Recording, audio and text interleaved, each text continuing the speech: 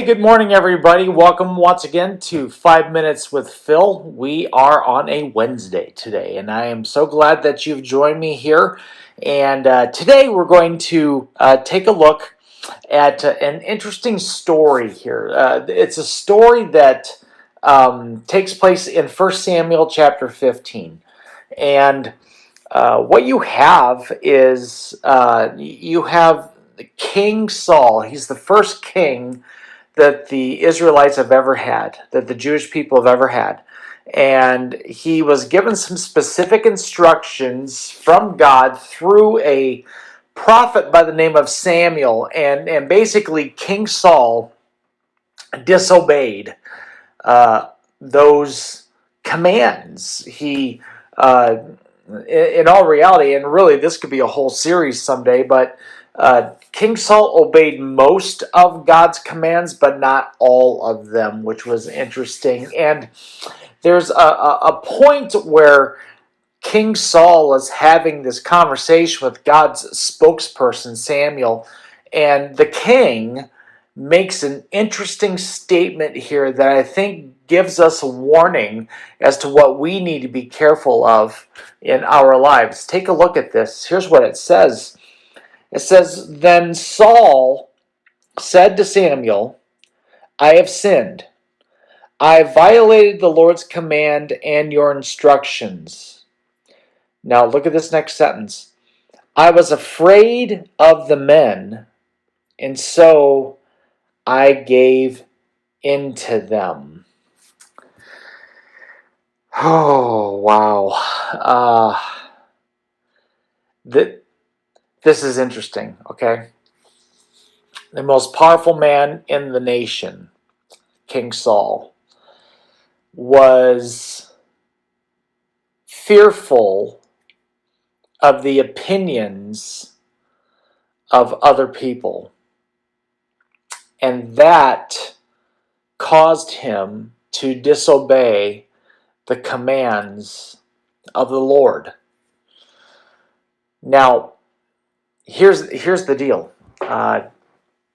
We deal with this all the time, don't we?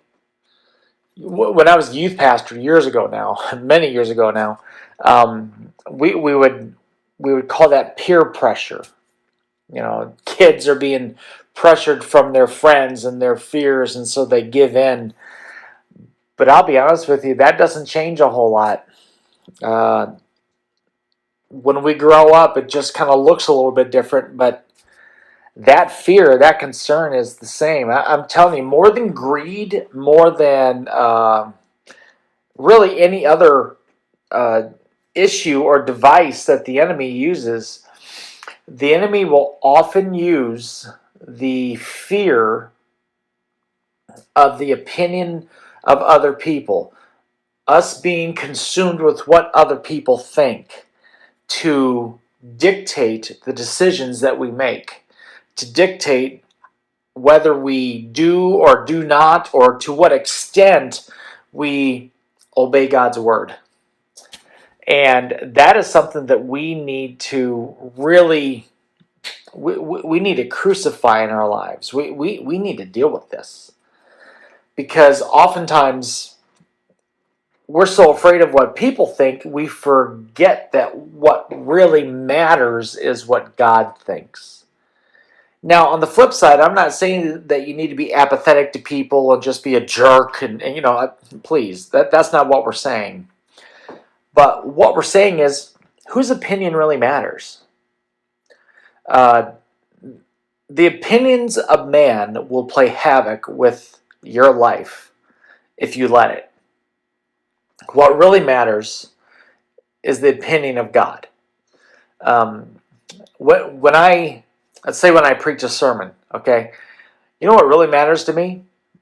What really matters to me is the audience of one, not the audience that's sitting in front of me hearing my message.